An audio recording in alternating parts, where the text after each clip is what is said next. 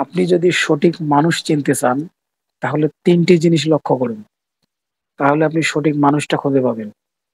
ঠিক আছে?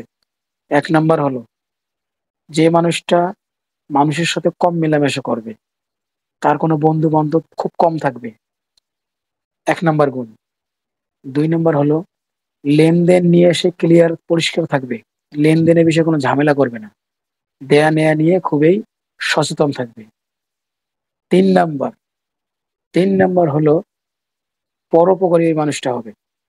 সবসময় অন্যের উপকার করার চেষ্টা করবে। এইটা হলো ৩ টা জিনিস মানুষকে ফলো করেন। ৩ টা জিনিসকে মানুষের এই ৩ টা জিনিস মানুষকে ফলো করেন তাহলে আপনি সঠিক মানুষটা চিনতে পারবেন।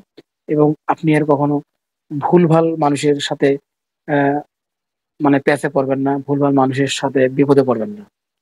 ঠিক আছে? আপনারা মিলাই দেখিয়েন এই ৩ টা জিনিস।